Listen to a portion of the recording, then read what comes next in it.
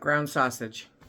So many good things you can make with ground sausage. And pork is cheaper than beef, right? So you can totally combine that with your ground beef to extend it, to add a little more zing to it, and to cut down on the cost.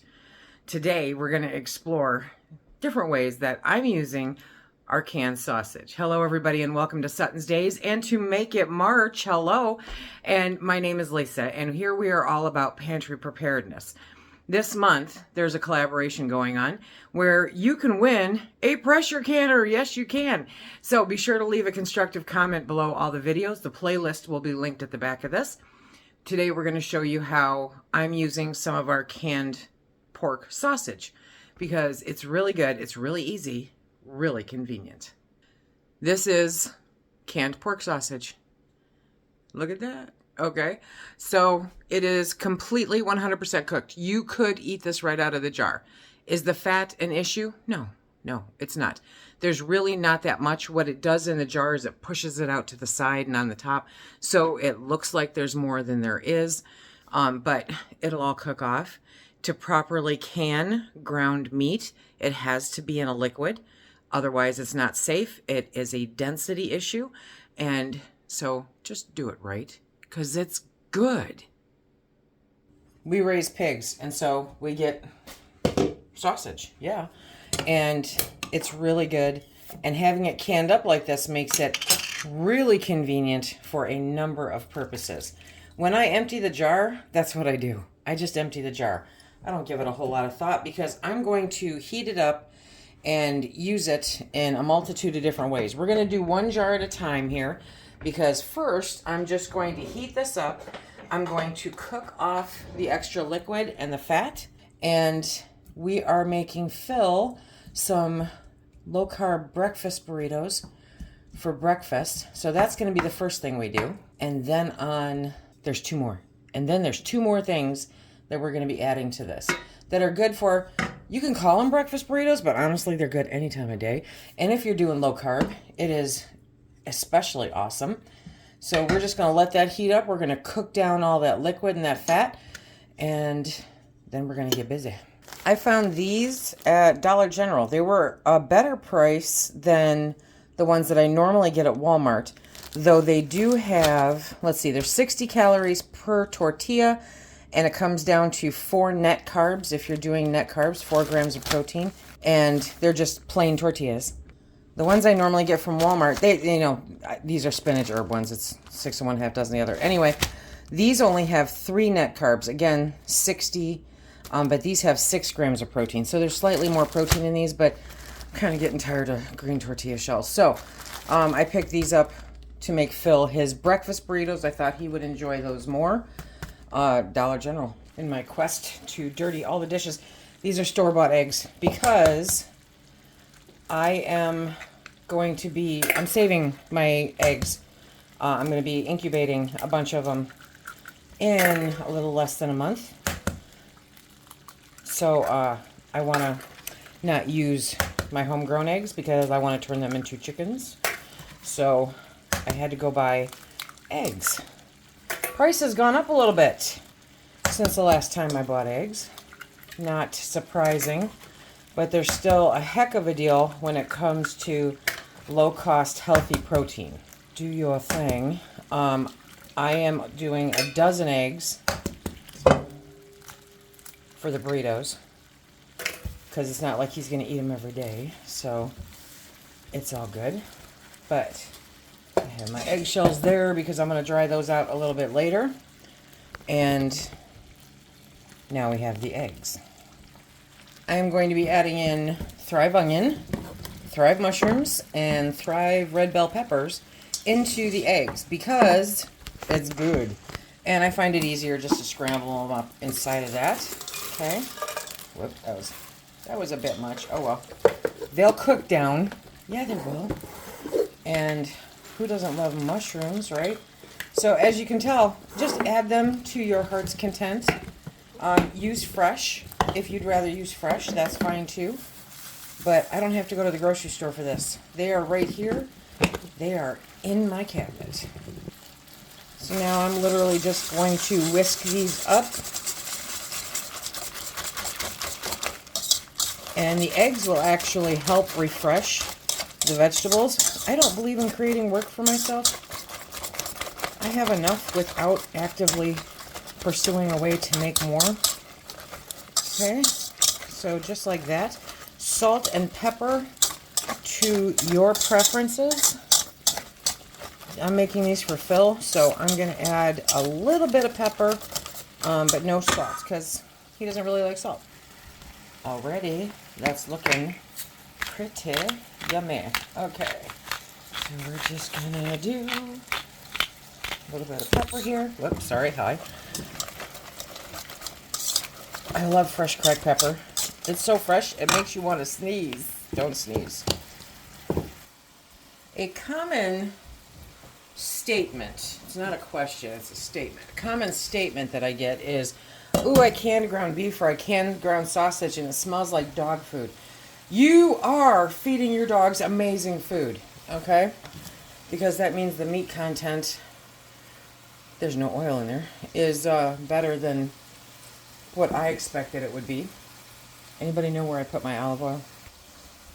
So by taking a few minutes and putting the ground beef or the ground sausage into a pan, cooking off the liquid, which happens pretty quickly. I mean, that doesn't take long at all, right? So, and then you can crisp it up that way, which is awesome.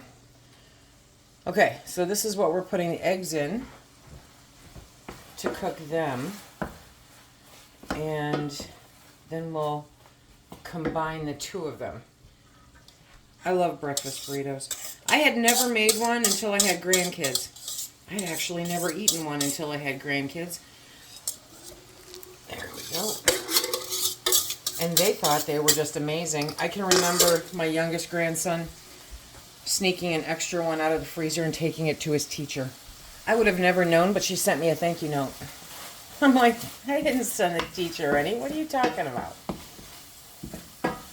Yes, I did. I just didn't know it. He was always such a flirt, such a sweet boy. Okay, so we're going to cook these up. Obviously, they're scrambled. And that'll take a couple minutes. One of the tricks is that you need these things to cool down. So you're going to pull them off the heat, put them to the side, and individually let them cool down before you really start mixing them. Especially with sausage, I found, because it turns this really wicked, weird color. So, if you mix it in with the eggs right away, it's like this grainy, I don't know, it's not good. Anyway, so the sausage is in here, and it's pretty cool.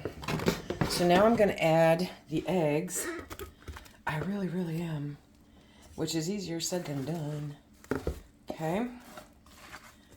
And I've got them in, you know, my big mammoth bowl because it allows me to spread them out and let them cool off just a little bit better. So we're going to let these sit for about, 5 minutes or so. Then we'll add the cheese. We've let everything cool down. For those of you who were on the live stream when I noticed it, my ring, I lost the diamond to my wedding band.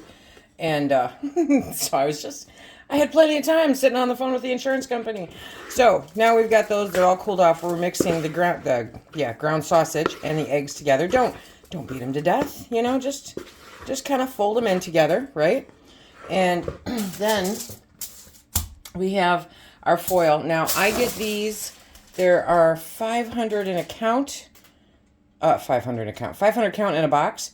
They're 9 by 10 3/4 inches. Okay, so those I found have worked the best. So I take one of those and put it down on there. And then we're going to take some, in this instance, I'm doing shredded cheddar because, well, it's already shredded.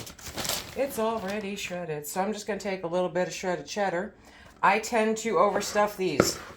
Don't overstuff them. Because if you do, you do not get them closed properly. It's a little bit of a learning curve if you've never done them before, right? And then I just do, that's probably too much. So I fold there, I fold there, I fold there. And for anybody that's watched me for any length of time, you know I am no burrito wrapping expert, right? But the foil makes life, I have 2 pieces here. The foil makes life that much easier. Just wrap it up, little burrito, okay? And then fold over the top. It's all securely closed. Burrito.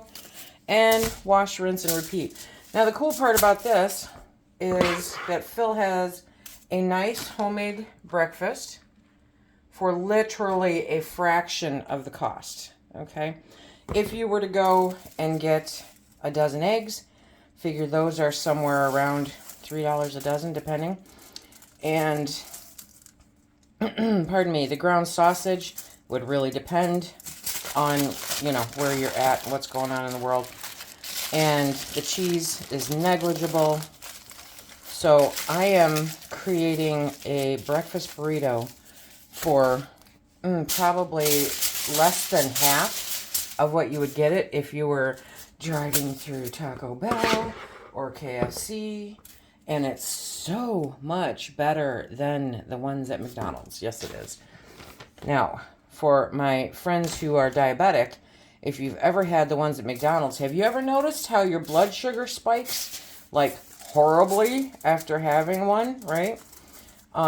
This will not happen. There we go. Okay. And now we're just going to roll, and crunch, and done. Now, you can take these and put them right into the freezer. Or if they're going to be eaten within a week, you can leave them in the fridge. Phil is not real consistent with his breakfast, so I'm going to end up freezing these. And then, if you want, you can take them out and grill them up. Yeah, really, seriously.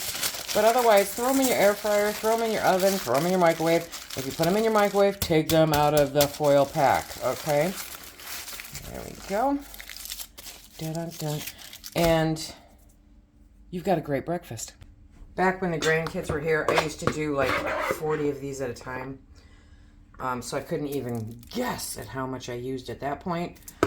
But for 6 very healthy sized burritos, okay, I used a dozen eggs, a pint of ground sausage, a smidgen of cheese. By the way, do it on the diagonal, because then, just like a baby diaper, right? So the cost on this is ridiculously low for the quantity that you're getting. And they're healthy. And you can make them up however you like them. Yes. That's the best part. If you don't like onion, don't put onion. If you don't like mushrooms, don't put mushrooms. If you like hot peppers, put hot peppers. Make them however you want. They're totally flexible, and you don't have to make, you know, the same thing all the time. Now this one's going to be super fluffy because it's got the last little bit in there, but that's okay. So just like a baby, bring that up, and then just snugly wrap it up. Close that top, and we have 1, 2, 3, 4, 5, 6 breakfasts.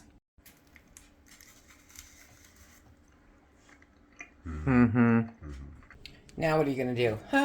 You see the Dash waffle maker? That's what I'm going to do. Dash waffle maker is heating up, okay? I have a jar of the canned sausage. I'm not going to be using all of that here, but I drained the liquid out of it. This time I just drained it. You want to drain it as good as you possibly can.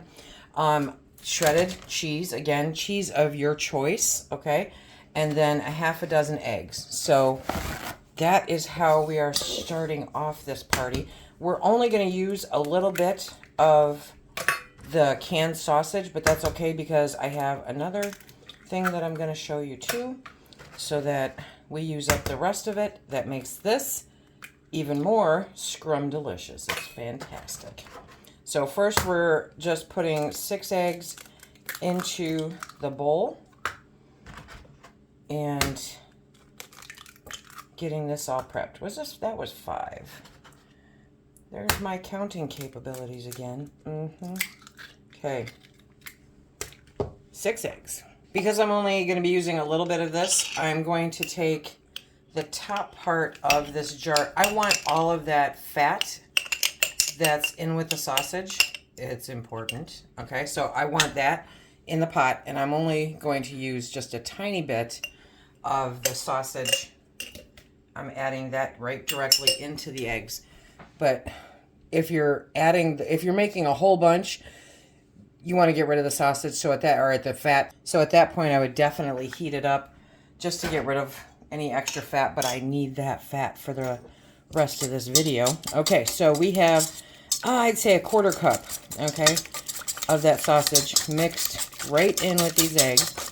And we're going to whip these up. You want to make sure that sausage is beat up, not chunky. I saw a chunk in there, did you? Okay, and so we've got 6 eggs. We are going to use 3 cups of shredded cheese of your choice. Now you could use, where you shred it yourself, but sometimes that doesn't always work out the best when it comes to chaffles. Totally up to you though. It works, So you're gonna mix this all up. There we go. And now I need a spoon. There we go. We're going to get that out of the whisk. Hey guys, this whisk is a discontinued whisk from Pampered Chef from like 1,000 years ago. Okay, so that's our mixture. Just like that. Don't eat it like this. You have to cook it. So now we're going to move over our little nice warmed up super hot dash. I tend to run under the assumption that everyone has heard of what a chaffle is, but not everyone has.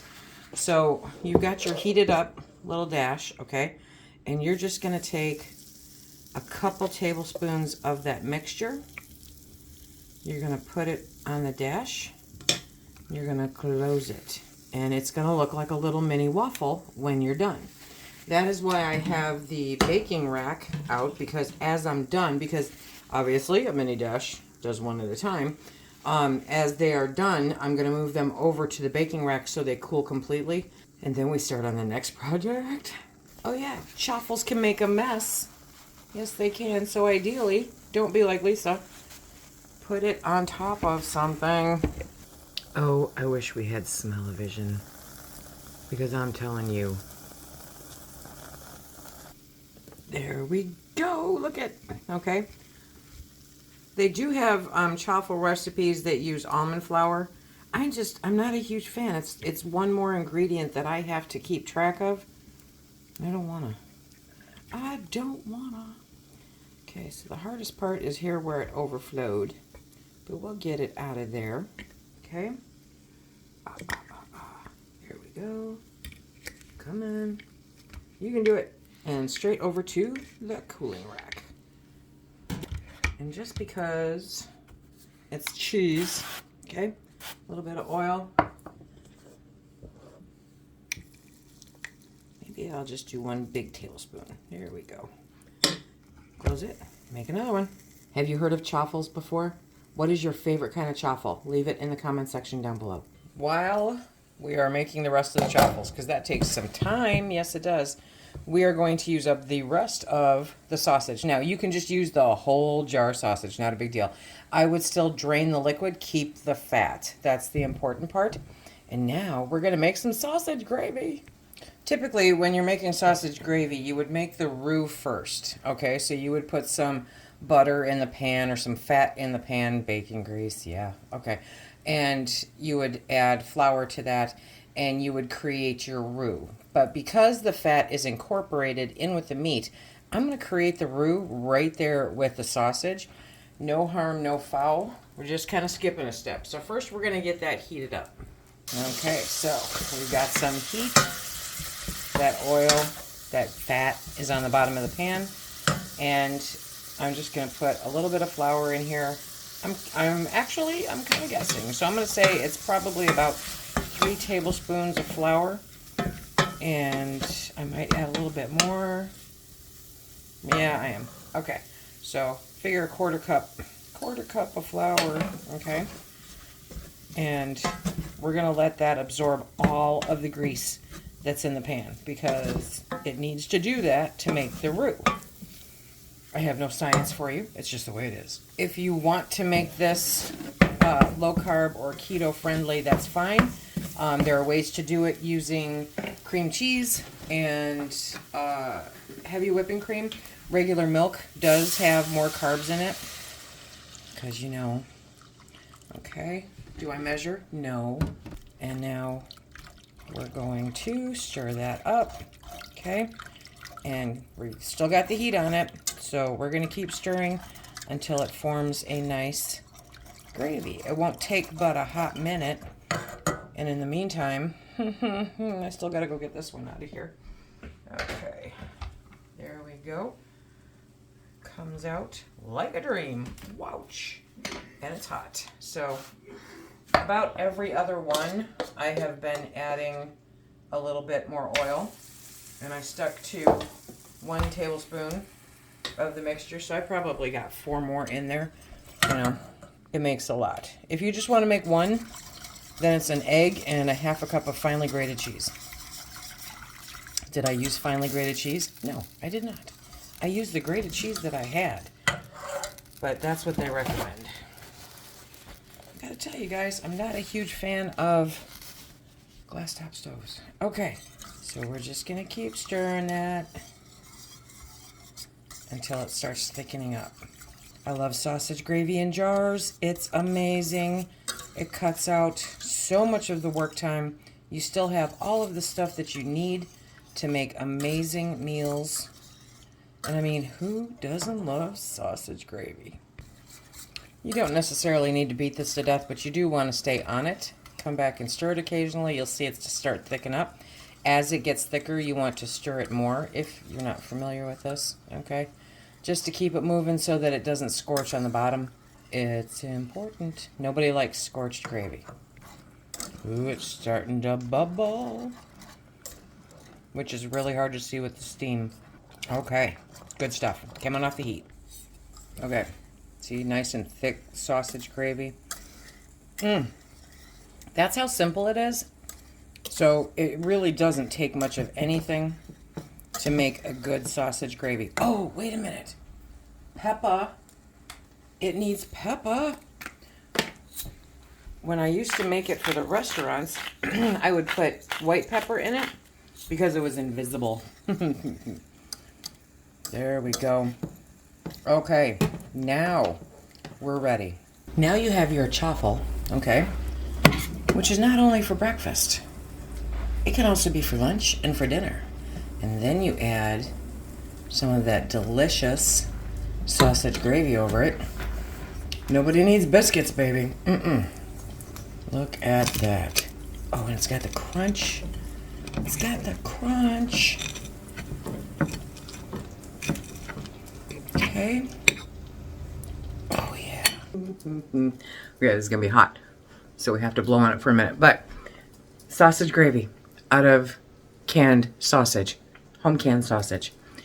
Chaffles using your home canned sausage. Yeah. And breakfast burritos using your home canned sausage. We don't mess around here.